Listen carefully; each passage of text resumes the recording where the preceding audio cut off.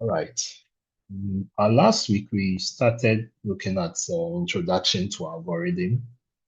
We went through the various topics. We said algorithm, sequence of steps, procedure, um, defined set of instructions that are used to solve a problem. And we looked at um,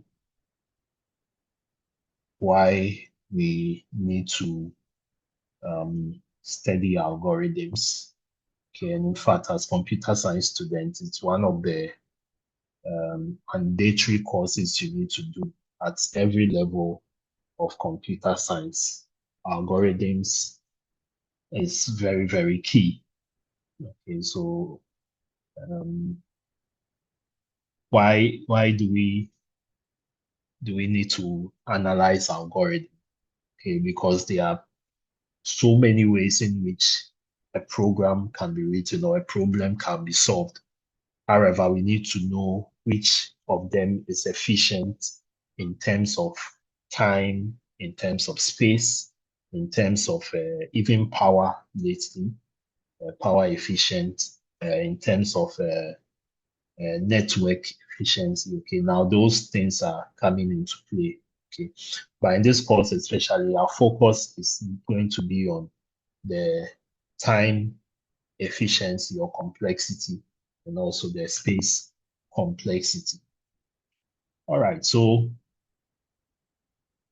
we also looked at the algorithm structure, okay, where we said in terms of categories, algorithms um, can be based on searching algorithm, sorting algorithm, inserting algorithm, deletion, and updating. And then we talked about some characteristics where we said algorithms should be unambiguous. That means that they should be clear. The steps should be clearly outlined.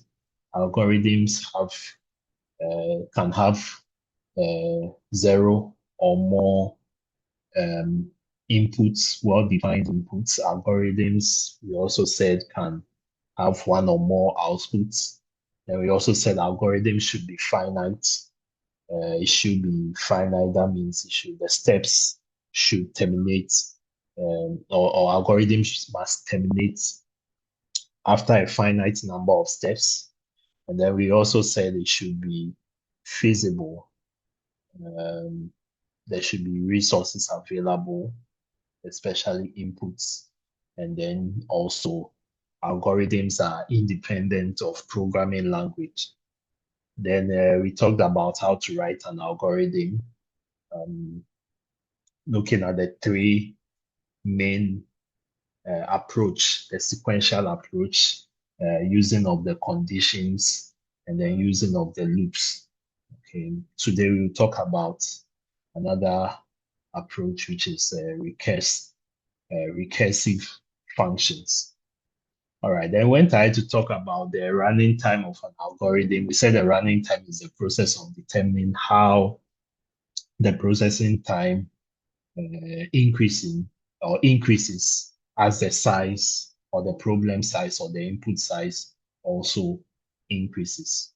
So with the running time of an algorithm, common types we can look at if let's say you are using an array and the array size increases, okay, it should affect the processing time of your algorithm. Then if you have a matrix, so if the matrix has, then if the number of elements in the matrix, okay, increases, it also affect the processing time. Then if you have a polynomial and the degree of the polynomial is high, that also is a factor to consider. And then graphs, our last topic we looked at, the number of vertices and edges a graph has is also a factor to consider. And then we said that you do not compare algorithms by looking at their in terms of its execution time.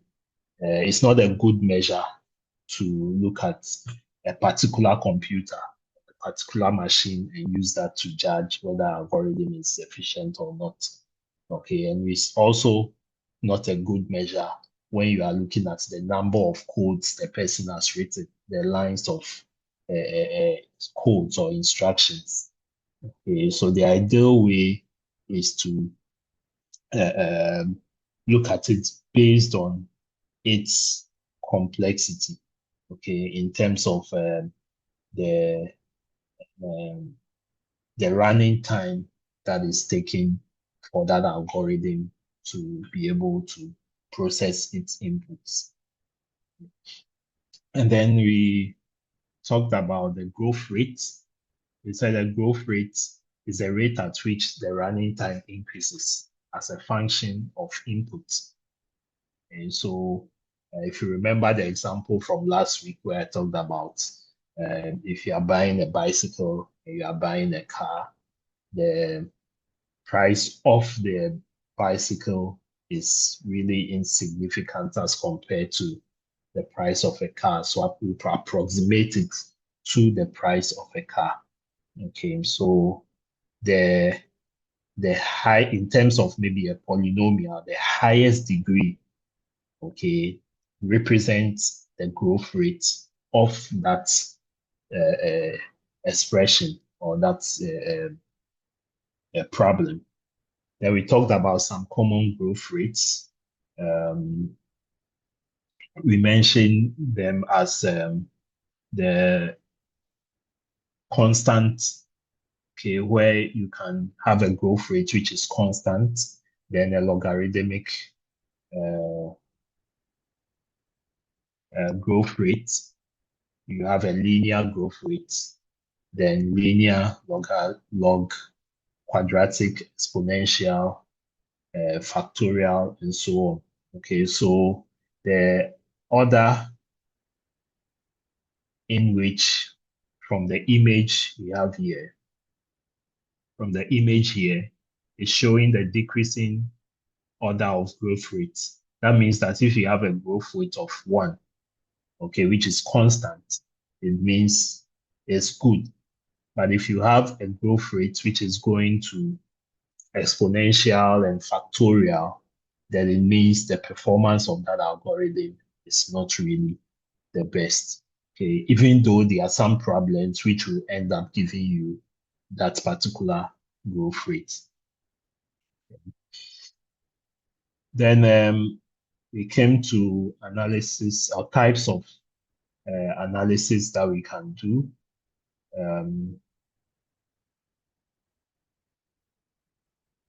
So with the types of analysis, which we are going to focus on today, and some other algorithms that we can write. And then we look at some example in Java using the Java programming language. All right, so basically types of analysis that you can do in algorithm or when analyzing your algorithm. In general, the first case is called the best case. Okay, then we have the second one as the worst case, and then we have the average case. Okay, now these are based on mathematical expressions which are leading to some asymptotic notations. Now, so let's look at the first one, which is the worst case. So the worst case is defines the input for which the algorithm takes a longer time.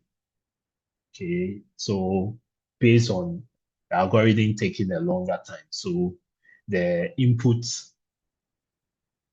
is the one for which the algorithm runs the slowest. Okay, so what it simply means is that you have an algorithm, okay, steps to solve a problem. Now the inputs, given the input size or the problem size, okay, it will determine how long the algorithm will take. So worst case is algorithms that take a longer time to complete. Okay, now that's for that algorithm to take a longer time to complete, it is based on the inputs. Okay, it is based on the inputs that is given to the algorithm.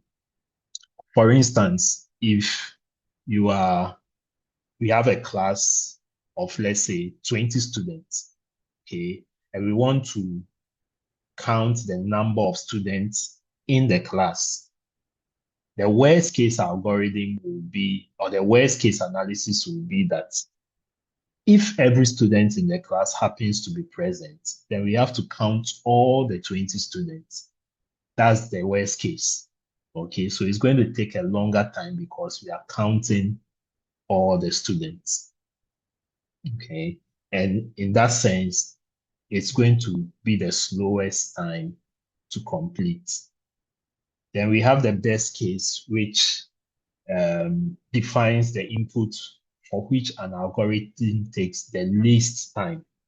Okay, so that's like the algorithm is taking the fastest time to complete. So back to that example, we are looking at we are looking at the example of the students checking the number of students in the class.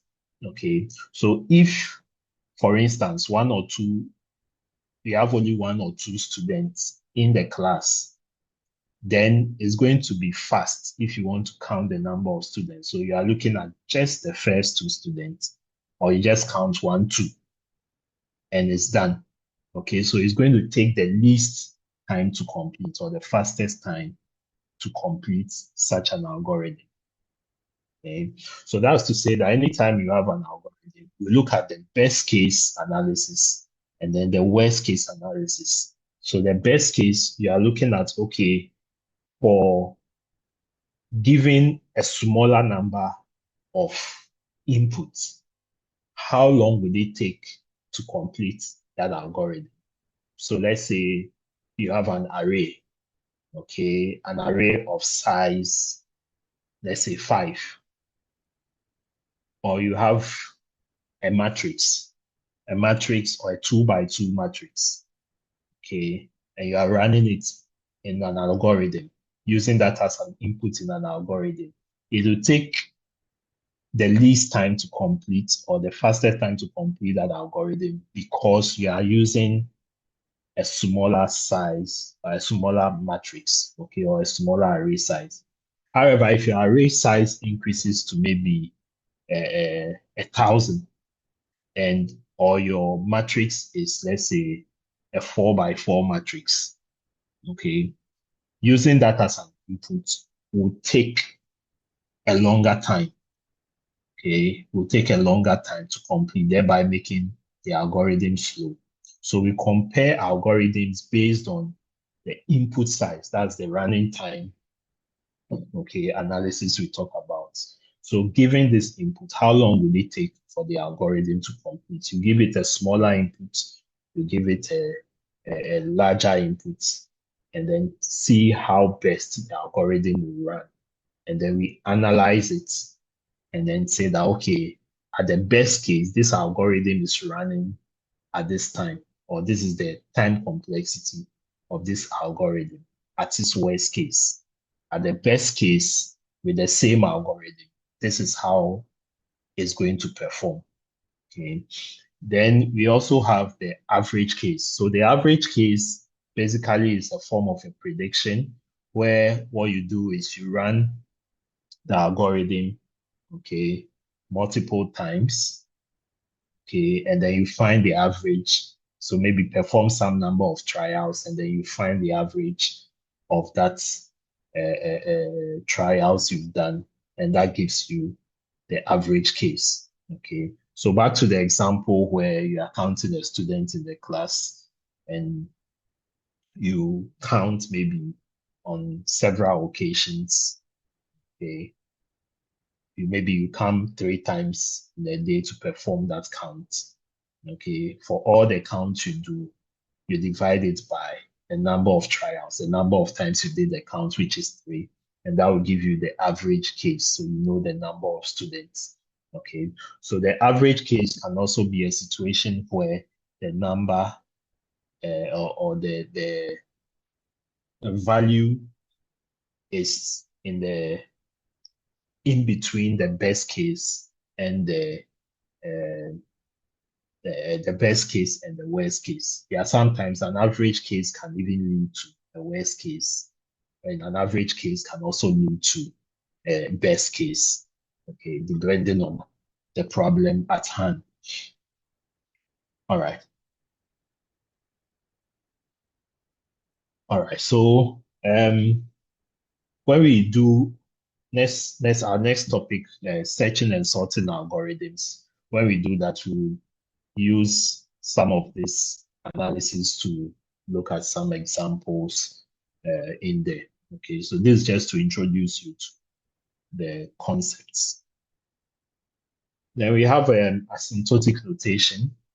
So with asymptotic notation, when it comes to algorithms, we are basically looking at the level at which an algorithm is, for instance, if you have a graph, the level at which the line, okay, is approaching zero. Okay, that shows the asymptotic notation. So basically, in data structures, it is a mathematical framework that is used to it's used to describe an algorithm's efficiency or its performance. Okay, so based on the inputs with which the algorithm is growing towards infinity. Okay, so it is used to compare and rank the order of growth. Okay, and these are the three main um, notations that are used. We have the big O notation, the big omega notation, and then the big theta notation. Okay. At this level, we focus more on the big O notation. Okay, when you go advanced in data structures and algorithm, you learn the other notations, how they work. All right. So basically, the purpose of uh, the this approach, okay, or the asymptotic notation is to help with performance, okay, to be able to predict performance, how an algorithm will behave with maybe a large input or a small input, okay, so that the issue about scalability comes in. It's where you are supposed to come up with an algorithm which can, given if the input size increases, okay, you should be able to scale up to that. Then also another importance is probably you are looking at hardware, okay, hardware independence. Okay, so the algorithms, like we said, are independent of programming language. Okay, and also the platform, okay, should be independent. Then lastly, when it comes to comparing the algorithms, so maybe you are performing, you are developing an application where there has to be a search in that application. You have to perform a search, okay, in that particular application. Now, in performing the search, there are two types of search. There's a linear search, there's a binary search. Okay, so the linear search is where you are searching from the first to the second, one by one. Okay, let me see if I can get the participants here. So I hope you can see the Zoom participants on this on your screen.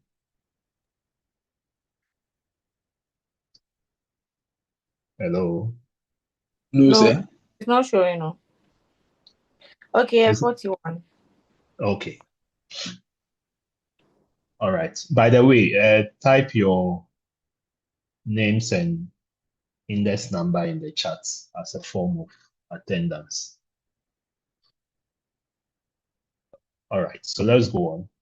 So if you take this list, okay, and you are performing a linear search, we'll talk about it in details next week.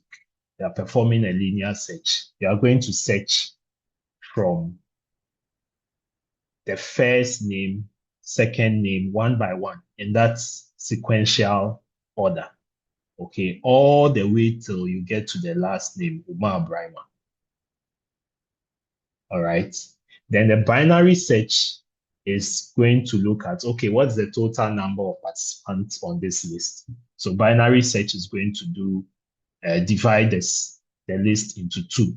So first, okay, there are 41 people, so divide the 41 by 2, and then that will give us 20 or 21 or 20.5. So 20.5 will approximate it to a nearest whole number. So we say 21. So we count the first 21, and then we divide it into 2, and then we perform the search and see if maybe we are looking for Desmond Enim. We perform the search and see if Desmond Enim is within the first half or is within the second half. If it's within the second half, then we take that half, which is the 21, divide it into 2 again, and search in that order. Okay, so that's how the sequential or that's how the binary search, okay, works. So in terms of using that asymptotic notation, it helps with algorithm comparison, okay, where you as a developer, you can compare different algorithms and see which one will be efficient for the problem you intend to solve. Okay. So we mentioned the big O. Now, the big O notation basically or mainly works when it comes to the worst case. So the worst case is like you are looking at the upper bound of your of your algorithm.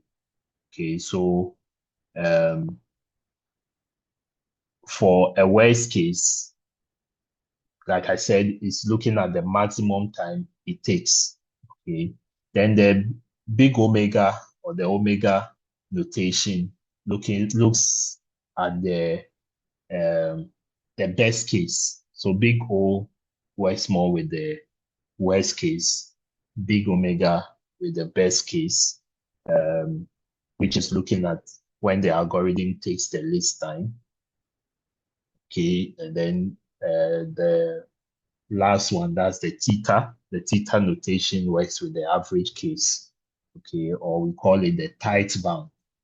The big omega is the lower bound.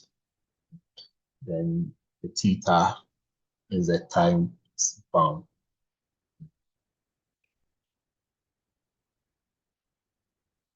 All right, so like I was saying, the time complexity of an algorithm is determined, or you find that by looking at the analyzing or finding out the time complexity of your code can help you develop better programs that run faster. Some functions are easy to analyze, but others, when you have loops and recursion, it might be a little tricky when you have to analyze them, okay, especially with recursion and a few others. So in terms of the time complexity, they follow this approach. So you write a program and then you test its operation, its time complexity. So you can see that the asymptotic notation, like I said, it's if you say asymptote in mathematics, it's looking at where a line is approaching 0. Okay, it's approaching 0. It grows towards infinity. So it looks like you have a graph.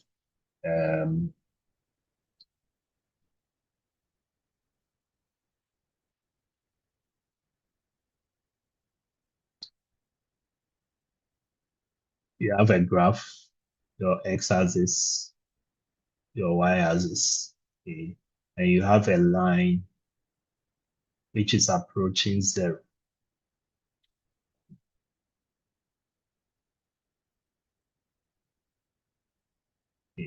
is approaching x being 0. However, it's not 0.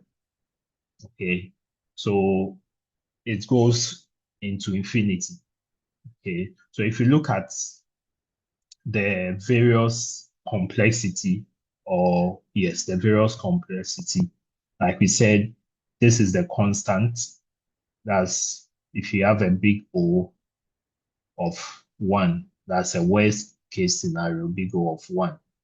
Okay, it means that it's approaching 0 and it's considered as the best. Okay, then we have the log n. So the log, okay, which is also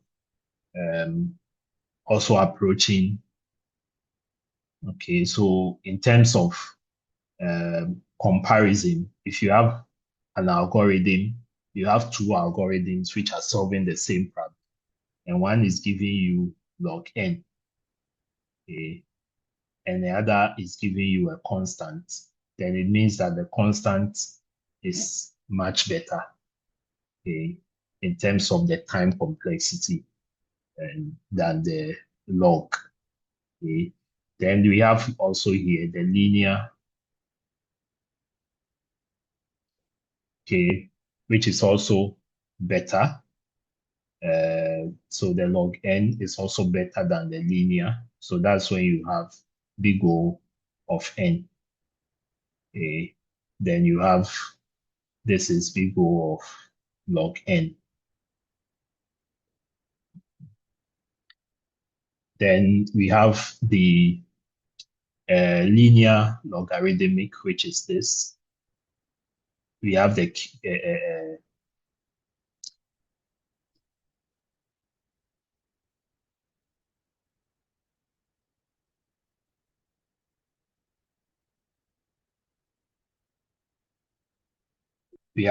linear logarithmic. We have this as the cubic. Okay, this is when the function is this quadratic, sorry, this being cubic. Okay, then this is the exponential. Okay, and then this is factorial. Okay, so you can see from the curve that the factorial, in terms of the CPU operation and the input size.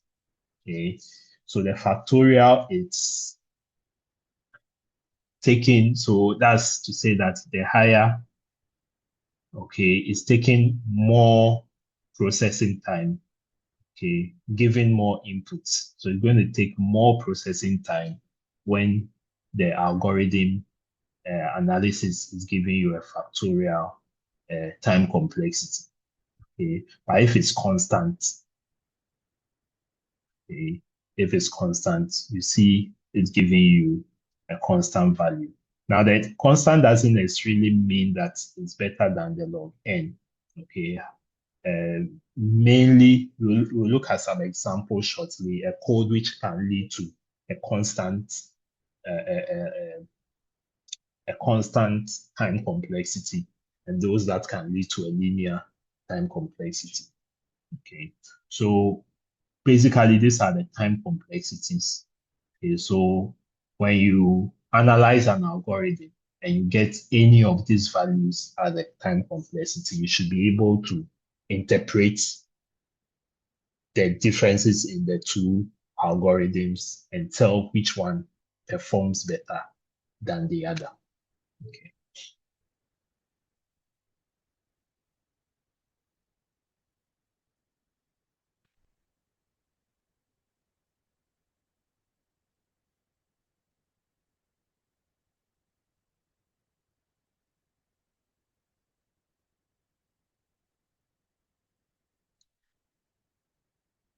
All right, so it says, in general, you determine the time complexity by analyzing the program statements. So you go through it line by line. However, you have to be mindful of how the statements are arranged. Okay, suppose you are inside a loop and have a function call or even recursion, you have to consider that. Now, all these factors affect the running time of your code. Now, with the big O notation, that's the most common matrix used when it comes to analyzing an algorithm. The big O notation is a framework to analyze and compare algorithm. That's the amount of work the CPU has to do as the input size grows, okay, towards infinity. So big O, or the big order function, uh, drop constant and lower order terms. Okay, so what it's saying is that it drops. So we have here 3n squared plus 10n plus 10. Okay, so what it's saying is that the big O notation, okay, it drops the constant and the lower order. So this is the constant order. It's going to drop this. This is the lower order.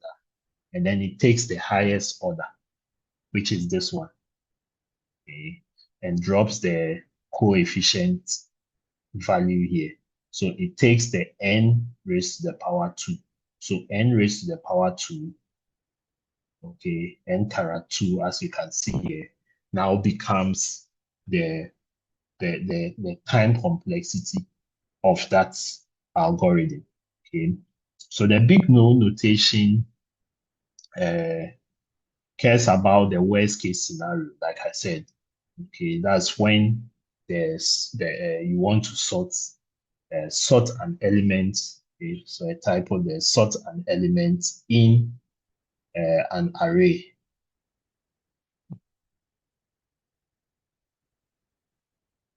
to reverse the order.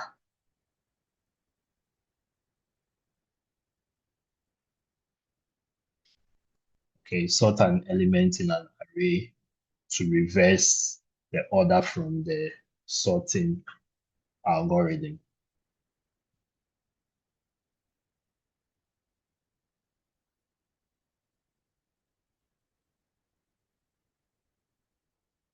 All right, so a quick thing you should note here. So for the big O notation, it says that, for instance, if you have a function that takes an array as an input, if you increase the number of elements in that in the collection, you still perform the same operation. You have a constant running time. On the other hand, if the CPU work grows proportional to the increase, the input array size, you now have a linear time of log n. Okay. Now, let me take you through some um, examples on algorithms before we look at our next topic on recursion.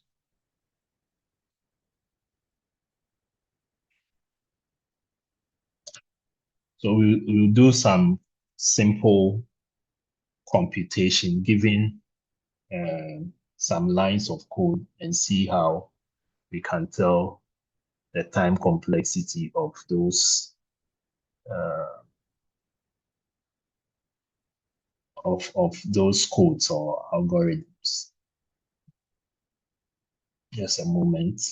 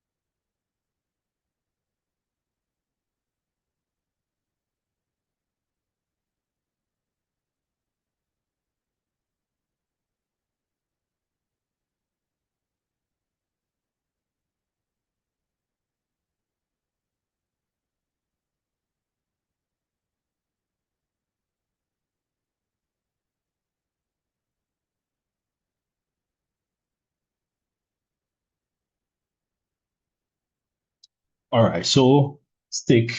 Um, Let me write an algorithm, and then let's see how we can analyze it in a simple way, just a simple one. So let's say there's an algorithm to swap two numbers.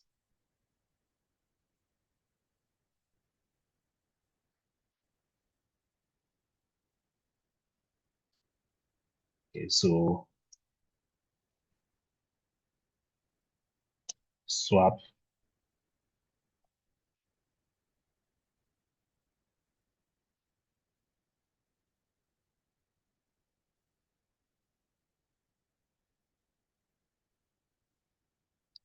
two numbers. Okay. So we start the algorithm, and then we give it the name swap, and then we swap two numbers. So the first number is A, the first number is X, the second number is Y, and we can put the, so we introduce swap two numbers using a temporary, Edu, please undo the writing on the screen. Edu Ampao.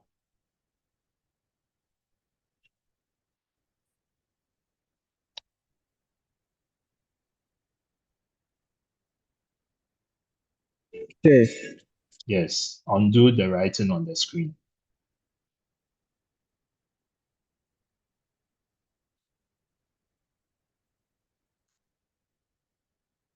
All right, so in this example,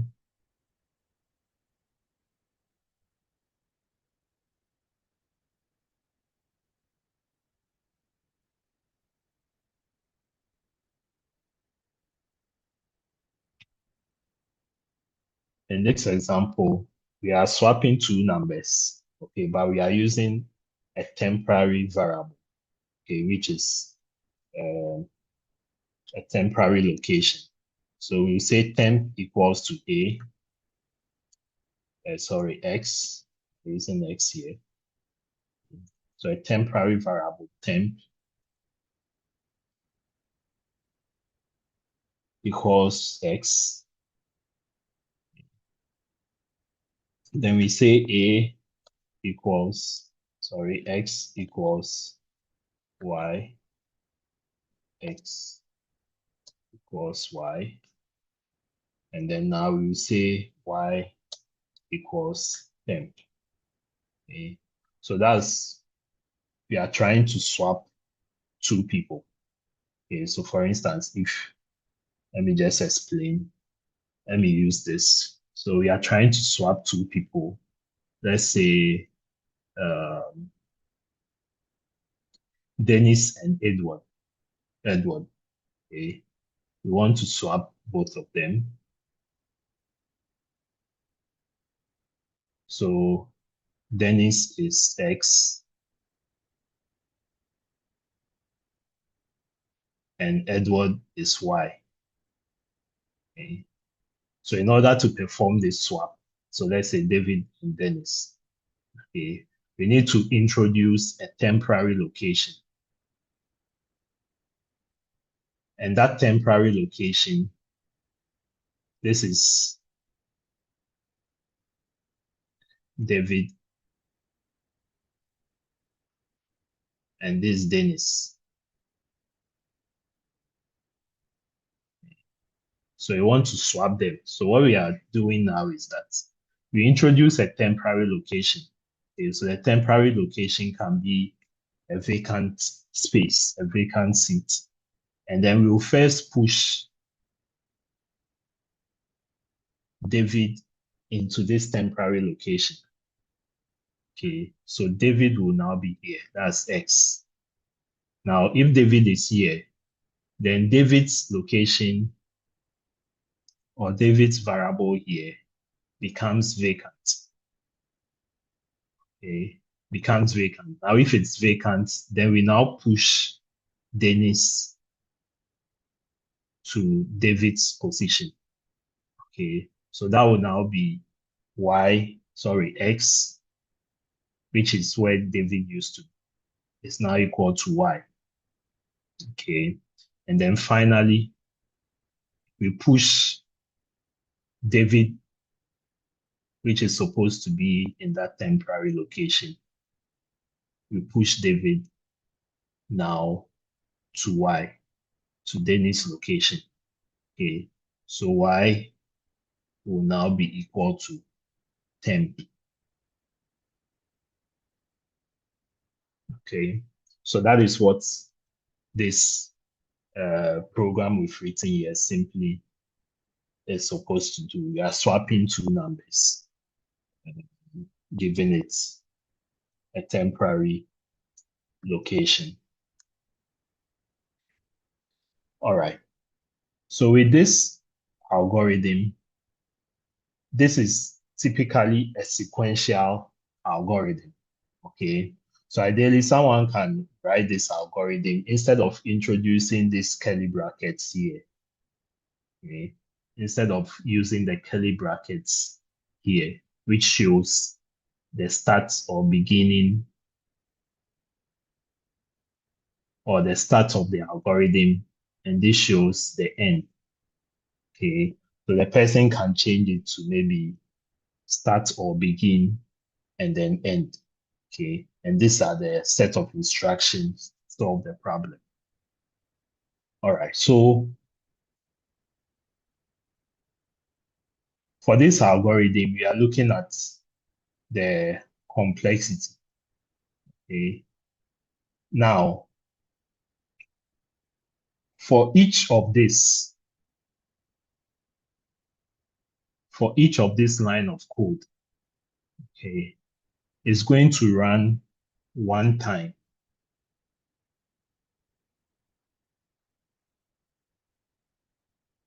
Okay, it's going to run one time.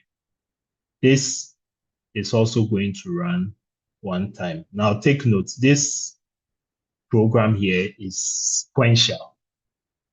Okay, it's in sequence. So there's no decision to be made. There's no loop over here. Okay, it will run once. Okay, now if we put all this one together, we'll get a function of 3. We add them 1 plus 1 plus 1, which will give us 3. Okay, so this linear or sequential code we've written here is not performing any loop, it's not performing any iteration, it's just assigning a value to a variable. Okay, so just a one-line statement. There's no decision, there's no if-else statement, there's no loop over here. So this will give us, okay, 1, 1, 1. You add them, you get 3. So this will give us a running time, a time complexity, or our f of n is equal to 3. Okay, so this 3 is a constant. It's a constant. Okay, it's a constant. So that will give us big N, a big O of 3. Okay, or big O of 1. It's a constant value. Are you all with me? Yes, sir. Okay. So this is when you have a program or a code. Sorry, this will give us big O of 1. It's a constant value. Okay. So this is when you have a code where there are no loops, there are no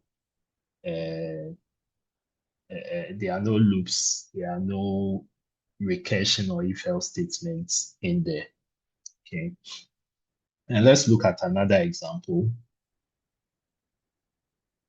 We'll look at more of them as we go on in the course. Okay. Let's clear this. And let's take another example, which has a function.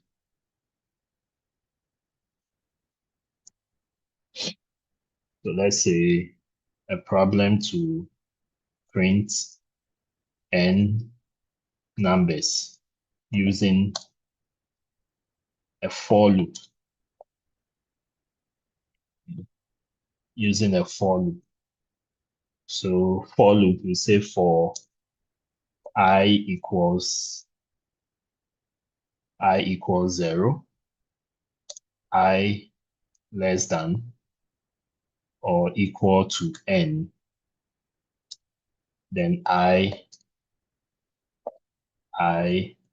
plus plus. So in that loop, we have just one statement. Okay, maybe returns something or print a print statement in there. Now with this also, your program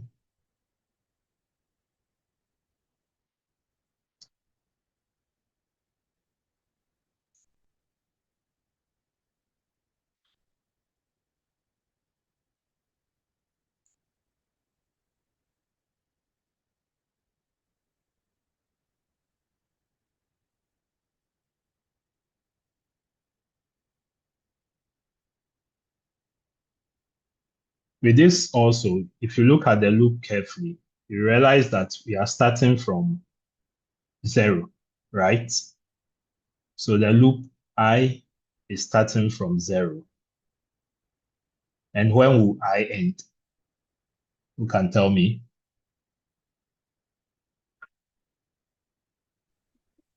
When will I end? When it is less than or equal to n, which is equal to n. Okay, so I will end when, if you are starting from 0. Okay, so assuming 0 is the index array, index 0. Okay, y is going to end when I is going to end, your loop will end when I is less than what? N. So that means it will end when your I, so this will give you 1, 2, 3. Okay, and it will end when N is what? Equals to N minus 1. Are we all here? Am I right? Yes. Yes, sir. Are you following? Yes, sir.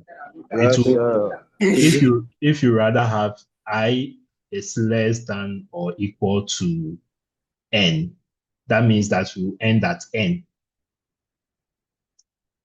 Okay, but in this case, it's rather I is less than N. So it's going to end at N minus 1. Okay, so N minus 1. So this applies to the statement, how many times this statement is going to run. Okay, that is what we are looking at. How many times the statement we have here is going to run. Okay. So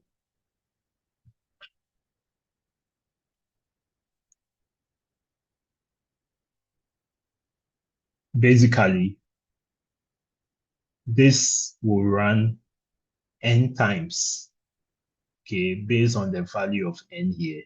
This statement is going to run n times because we don't know the value of n. Okay, if n were to be, let's say 2, we'll say it will run 2 times.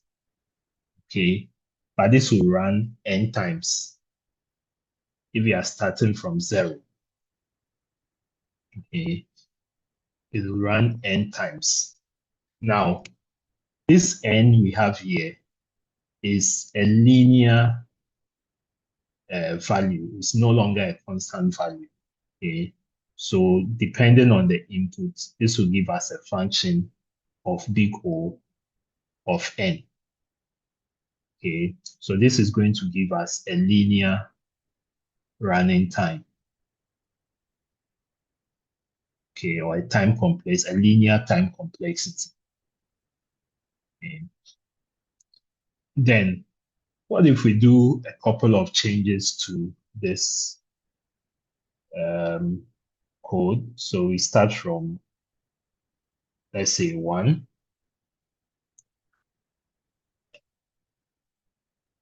to n. Okay, but this time we do the increment by 2.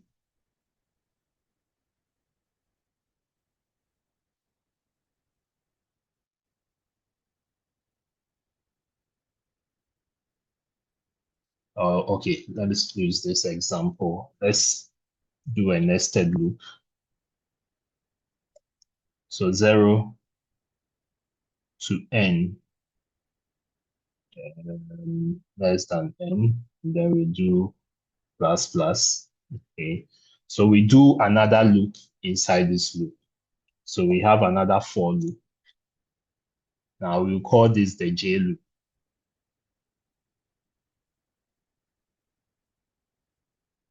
So the J loop is moving from 0. Okay, so this J loop, and then J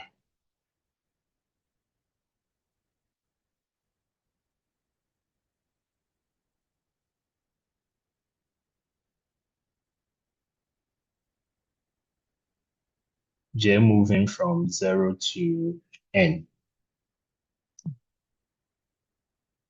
So J plus plus. And then we have this statement inside our J loop. Yes, I hope you are following this example clearly.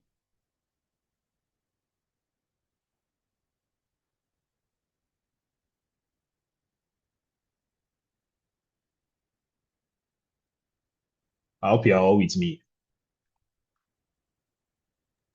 Yes, Yes, sir. sir. Yes, sir. Yes, sir. All right. So we have a J loop. Okay. So the I loop, like we saw from the previous example, is starting from 0, 1, 2, all the way to n minus 1. Then the J loop starts from 0, also all the way to n minus 1. Okay. And we notice that from the first example, it said that the I loop, and basically this is how it works. Okay, so this is more like a matrix form. Okay, so we have our I. Sorry, let me put this here: 0, 1, all the way to n minus 1. So this is our I. Okay, so that is to say that if the I runs for the first time, J should run some number of times. Okay, so the J, which is also 0, 1, all the way to n minus 1. Okay, so if I runs for the first time, J should have a value. Okay, then I0, J1 will also run, then J2, all the way to Jn minus 1 running when I is 0. Before it comes to when I is 1, it repeats itself in that order. Okay. Now, what is happening here is that the loop, as we saw from the first example, this will run n times. Okay. And then our loop here would also run n times. Okay. Now, because this is a nested loop, okay, so a loop within a loop, what will happen is that the statement is going to run based on n running, okay, which is this one, okay, inside another n, which is this one. Okay, and that will give us n times n, which gives us what? N times s will give us what? N squared. N squared. Okay, so this will give us a function n squared. So that will be big O of n squared. Okay. So that is how this loop will run.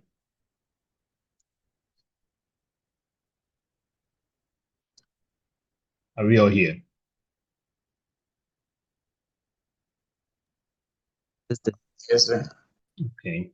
All right. So with this, I'll give you some examples explaining how with different loops um, to understand how they all work. So if you have a while loop, how does it work? If you have a loop, so this is an example of a nested loop, a loop inside a loop.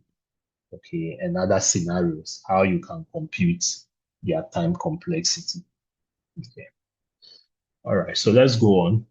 I wanted to do 1 hour, but it looks like they are exceeding the time. So let's look at the next topic, which is on recursion. Okay. Right. So recursion. What is recursion? Recursion simply is a way you repeat code. The way you repeat code. Now, this repetition of code is different from what you do in loops. Okay. So recursive function, they do not need a loop. Rather, it's a function you write which calls itself or can be called in another function. Okay. So it will call itself or it can be called in another function. All right. So how does this recursion functions work? How do they work? Okay. So for instance, in a recursion function, you have in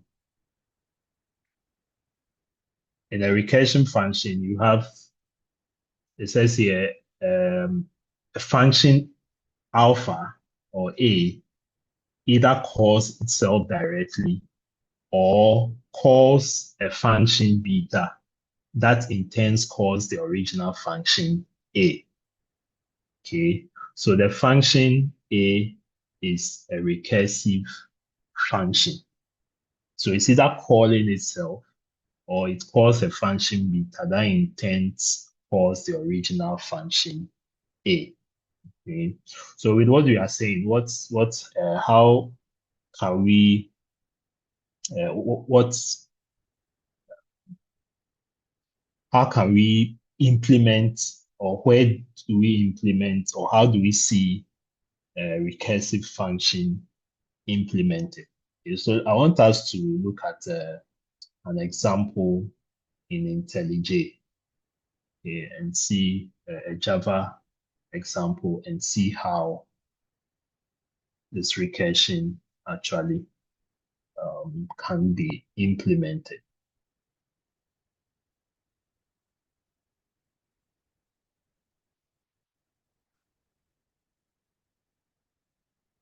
Okay. So let me create a new program.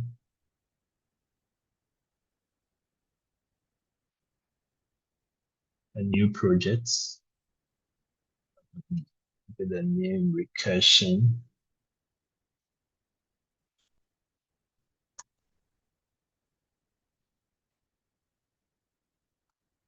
Recursive program.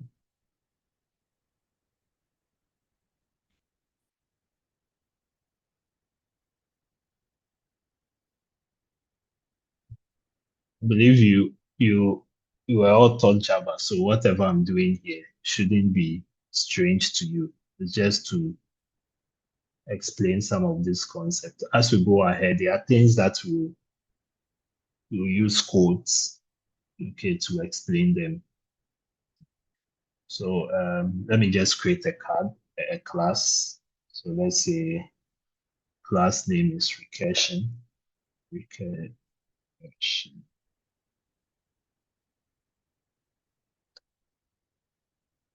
All right, so in this class, we are going to introduce a function. So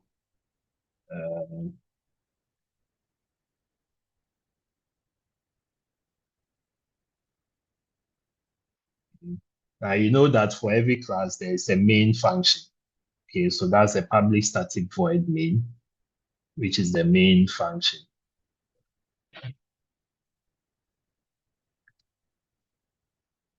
Or the main method.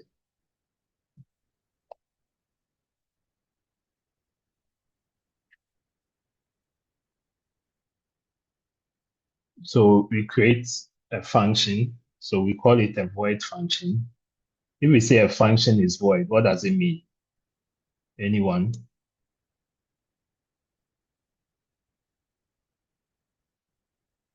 If a function is void, what does it mean?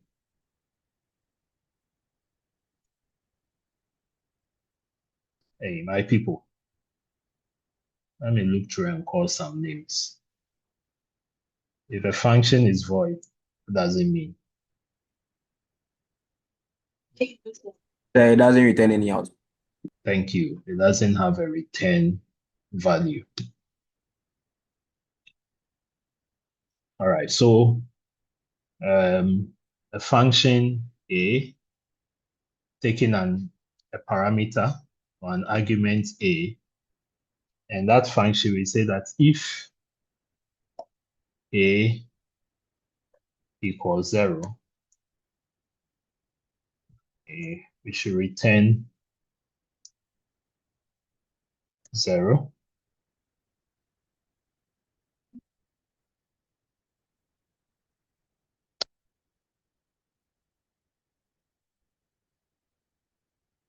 Return else system.out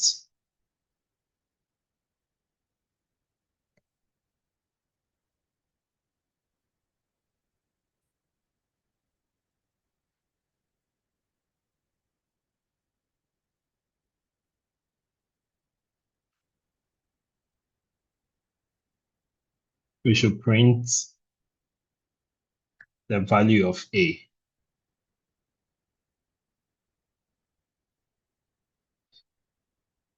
And then we call, so what we are doing here is a typical example of recursion. Okay, so this is the function that we've created, function A. Now over here, in that same function, we are calling itself. Okay, so the definition we saw, a function, okay, what's the definition again? Okay, it said simply a function that calls itself. A function that calls itself. So the function is calling itself. Can you see that? This is a function. This is a function name with parameter A. Now we are calling that function in here in the same function. So it's calling itself, okay, and we are subtracting 1 from the value of A.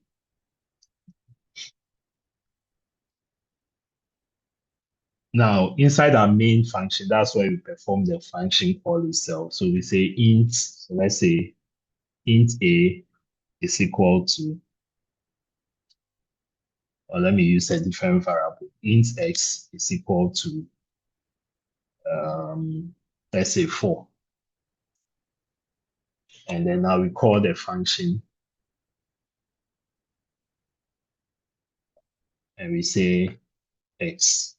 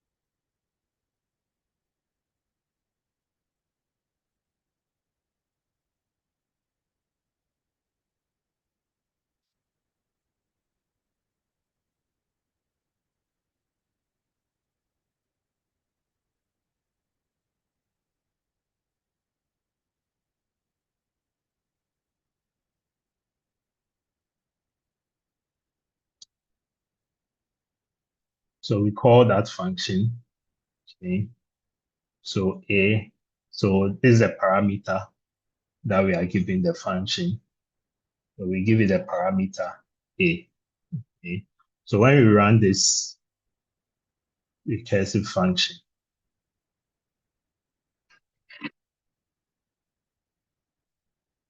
you can see that what is printing the values 4, 3, 2, 1. Okay. Now this is how the logic behind it. Okay. So our value of A is 4, which is here. Okay. Now with a recursive function, what this function is doing here is that A, we are saying that if A is equal to 0, okay, it should return the value. Okay, it should return the value. That means that it should end at the point where A is 0. Now, this is the if statement. Okay. Now, then we come out of the if statement inside the function and we print out A. So at this point, when A is 4, 4 is not equal to 0. Okay, so the program will not return any value. It will only return when 4 is equal to 0. Now, this point that is not equal to 0 is going to print out your A, which is what? 4. Okay, it prints that out. Then now subtract 1 from 4 to get your new value of A as what? 3. So this 3 is now pushed into the function again. Okay, it's pushed into the function again. Repeats itself. This time around, the value of A now becomes 3. Okay, so if A is 3, 3 is also not equal to 0. So what does it do? It prints out 3, which is this. Then it does 3 minus 1, which gives you 2. So this 2 goes as a parameter or an argument into the function again, which gives us 2. 2 is also not equal to 0. So it exits the if statement and then prints out 2. Then that's 2 minus 1, giving us 1. This 1 goes into the function again as an argument. Okay, now this time around, 1 is not 0. It's not equal to 0. So what does it do? It prints out 1. Then performs the computation again. That's 1 minus 1. 1 minus 1 will give us 0. So it goes into the loop again. It goes into the function again. Okay, so when it is 0, A is now equal to 0. So what does it do? It performs a return. Okay, so returns the values, which is all that we have here. So if it is 0, it doesn't print out the value of A. Are we all here? Yes, Are we all here? Okay, so these are how recursive functions work, okay, or recursive algorithms. Okay. Now, let's move back into our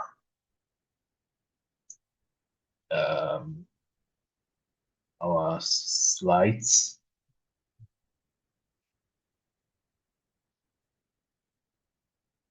So it says to build a recursive algorithm, you need, you break them into statement of 2 parts. The first part is the base case, and the second part is the recursive case. So the base case is nothing more than a simple instance of the problem consisting of a condition that terminates the recursive function. The base case evaluates the result when the given condition is met. Okay, so that's to say that with our recursive function, where is it? Okay, sorry, it's our recursive function. This is the base case it's talking about. Okay, so that is when the expression is met.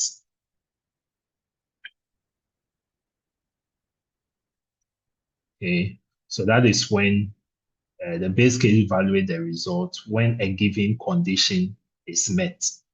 Then the recursive, please stop writing on the screen. The recursive step or the recursive case, it computes the result by making recursive calls to the same function, but with inputs decreased in size or complexity. Okay, so if you go back to the code, you can see here, this is the recursive step. The recursive step, which is decreasing the value, okay, as was just explained. Okay. The inputs are decreased in the size or complexity. Are we here? Yes, sir. Okay.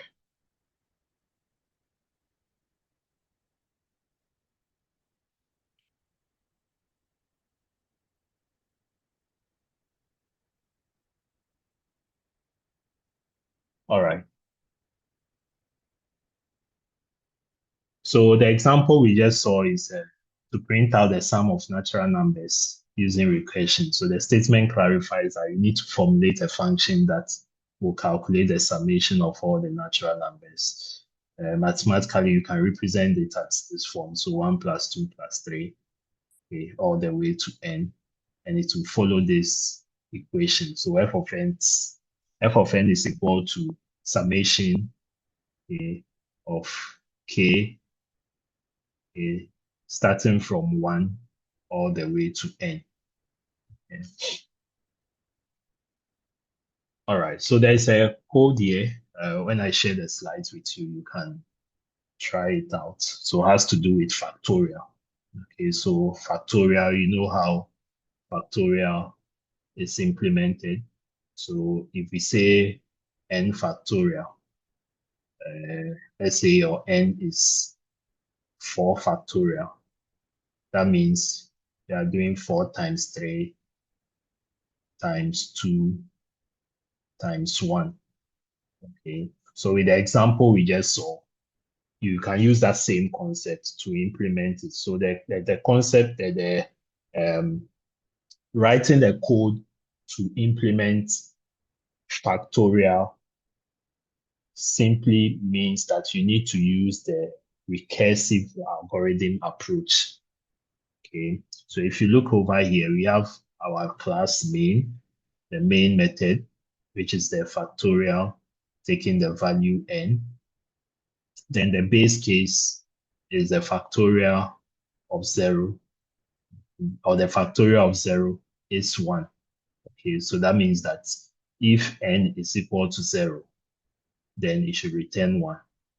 Okay, now the recursive case is saying that multiply n with the factorial of n minus 1. So we return n, which is the value we are looking for. So in this case, if you want to use this example, you say that 4 is our value of n. Okay, what we return? What are we returning? We are returning n times factorial. Now this is the factorial function. Okay, factorial function minus 1. So n minus 1, n is 4 times n minus 1, which is 3. Okay, so it prints out this one. Then it repeats itself, n minus 1. So the new value of n now becomes 3. Okay, So it repeats itself. So times 2 times 1 in that form. So when you get the slide, please try out the code in there.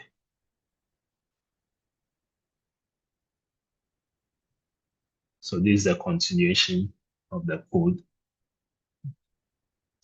All right. Then another approach in algorithm is known as the brute force. So the brute force approach is a straightforward approach in writing your algorithm.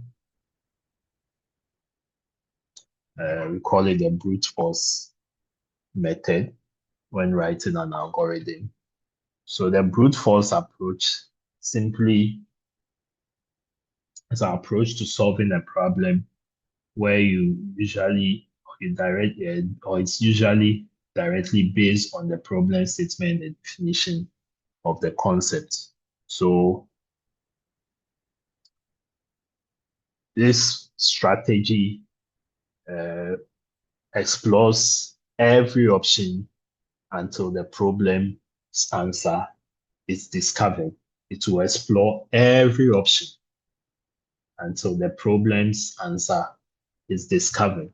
So the force implied by the strategy definition is that of a computer and not of that of one's intellect. Okay, so what it will do, it will just do it.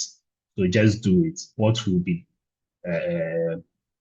the other way to describe the prescription? Just do it. That would be the other way to describe the prescription of a brute force approach. Okay, so it uses the force. It has to, whichever way it will take to get to the problem's answer for it to be discovered, it uses that approach. Okay. Now it's indeed one of the easy one that is easy to apply. Okay. Right. An example is that consider the exponentiation problem where you have to compute a raised to the power n for a non-zero number a and a non-negative integer n. Okay, so although this problem might seem trivial, it provides a useful vehicle for illustrating several algorithm design strategies, including the brute force approach. Okay, so if you have an expression like that, the approach or simply suggests that you do the computation of a times a, okay, times a, n times. Okay. So the brute force approach, like I said, is a straightforward way of problem finding.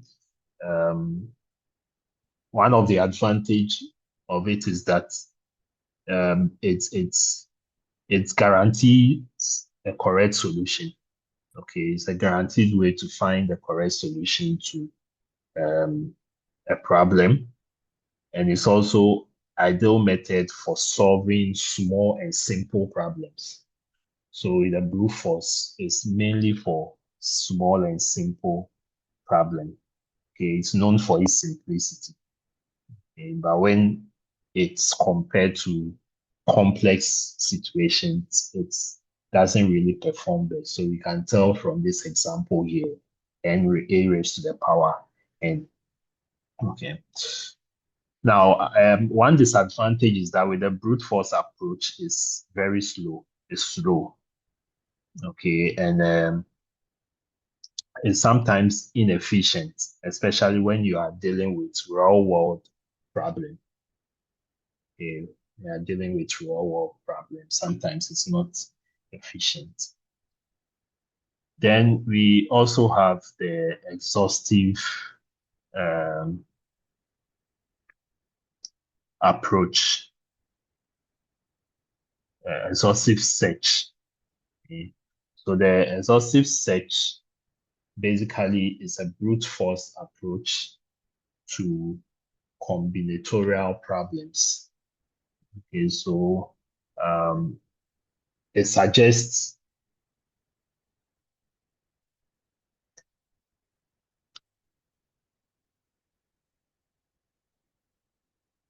it suggests generating each and every element of the problem domain, selecting those of them that satisfy the constraint and finding desired output. The one that optimizes some objective option. Okay. So these combinatorial problems, basically finding optimal selections, optimal arrangements, or you have done some grouping, which is trying to look out for the ones that are optimal, okay, and then uses those approach. So mostly it leads to higher complexities. Okay. Now note that although the idea of exhaustive search is quite straightforward, its implementation simply requires an algorithm for generating certain combinatorial objects. Okay. So some of examples where you can use the exhaustive approach is when you are handling problems such as permutation and combination. Okay, permutation and combination where you need to find a number of ways you can arrange or perm or choose some combination of items and so on. Another example is using when you are doing a graph coloring where you are doing scheduling of optimizing a job scheduling, for instance, in terms of operating systems. Okay, and also using a problem known as the traveling salesperson problem. Okay. Then we have the decrease and conquer approach, which is also a technique based on exploring the relationship between a solution to a given instance of a problem.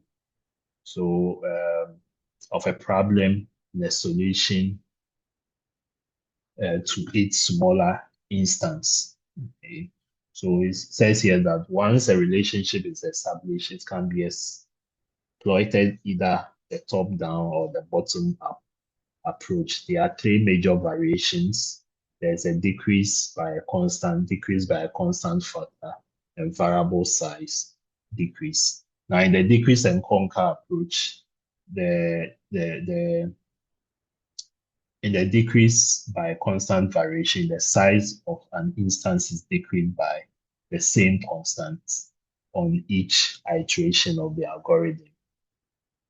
This constant is equal to 1, although the constant size reduction do happen occasionally. So if you look at this, you have a problem of size n. Okay, then you reduce it by 1. So reduction, the sub problem of size now becomes n minus 1. Then the solution to that sub problem is taken. Then you now come and find the overall solution to the original problem. Okay, so that's the decrease and conquer method, or decrease and conquer algorithm.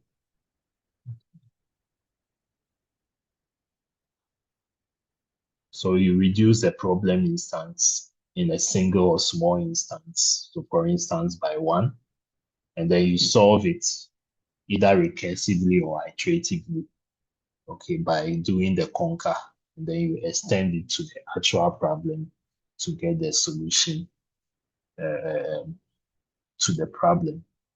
Okay. So some examples where it can be implemented is when you do insertion sort, okay, and sometimes in binary sort, which we will look at in our next topic.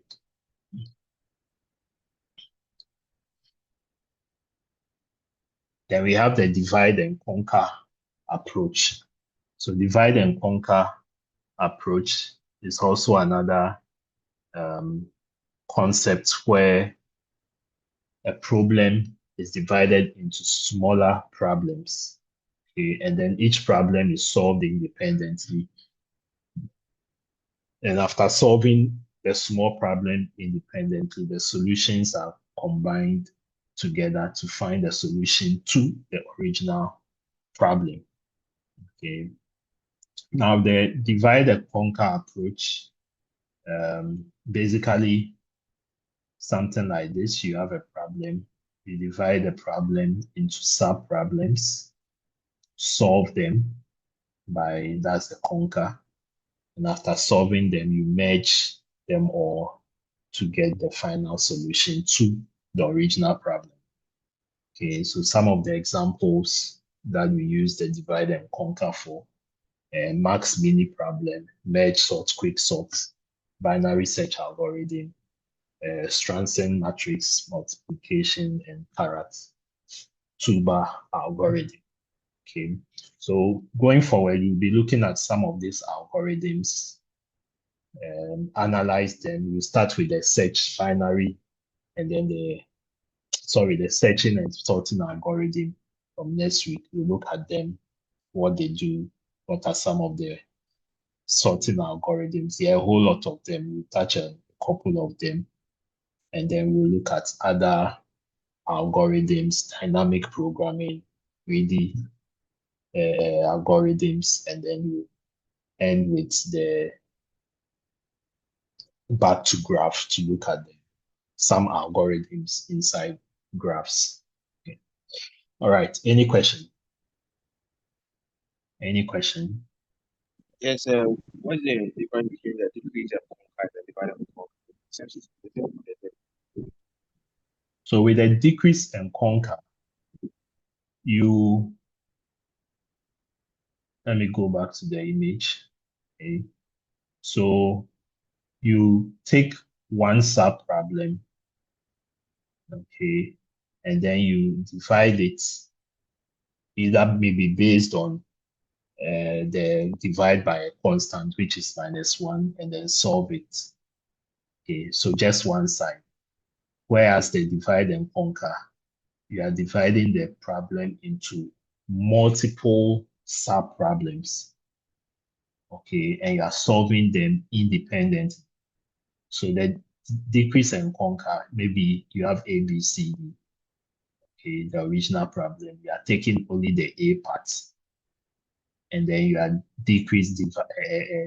you are computing for the A part. When you finish, you add the other parts to it to get the solution to the original problem. Okay. Okay, sir. Thank you. Any other question?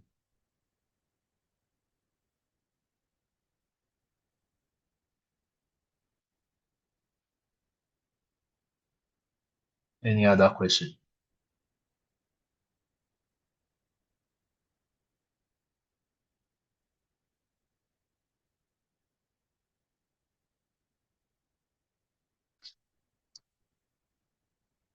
Okay.